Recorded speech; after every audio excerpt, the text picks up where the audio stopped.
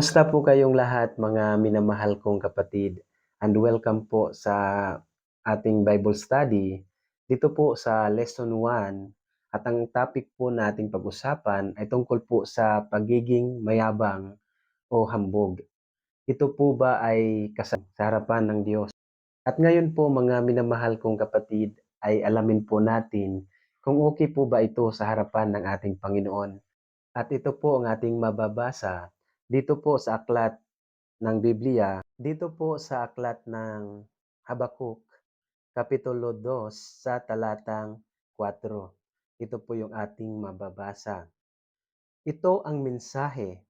Ang hambog ay mabibigo sa kanyang pagmamataas, ngunit ang matuwid ay mabubuhay sa pamamagitan ng kanyang pananampalataya.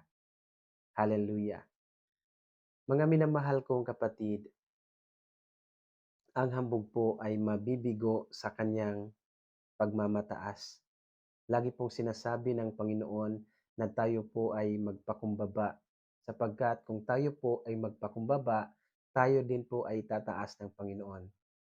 At ito po ang ating mababasa dito po sa aklat ng Kawikaan, Kapitulo 11 sa talatang 2 or Proverbs chapter 11 verse 2. Ito po yung ating mababasa. Kahihiyan ang laging dulot ng kapalaluan, ngunit pagpakumbaba'y nagbubunga ng karunungan. Dito po mga minamahal kong kapatid, ang kapalaluan, pride, yabang, makasarili, ay siyang nagdudulot ng kaguluhan. Ano nga po ba ang masasabi ng Diyos tungkol po dito? Ito po ay ating mababasa dito po sa aklat ni Lucas, Kapitulo 14, sa talatang 11. Sapagkat ang nagmamataas ay ibababa at ang nagpakumbaba ay itataas. At ito pa mga minamahal kong kapatid sa aklat ni Mateo, Kapitulo 23 sa talatang 12. Ang nagmamataas ay ibababa at ang nagpakumbaba ay itataas. Hallelujah! Purihin po ang ating Panginoon. Dito po mga minamahal kong kapatid, kapag tayo po ay mapagmataas, tayo po ay bababa ng Panginoon. Lagi po nating tandaan na kahit ano pang success, gaano pa tayo kayaman, katalino, kagaling sa mga bagay, o kataas ng posisyon, huwag tayong maging mayabang. Amen. Magpakumbaba po tayo sa harapan ng Diyos.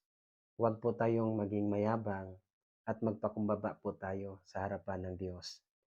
At ngayon po mga minamahal kong kapatid, ay bahagi ko rin po sa inyo kung ano po ba ang advice ng Panginoon sa atin.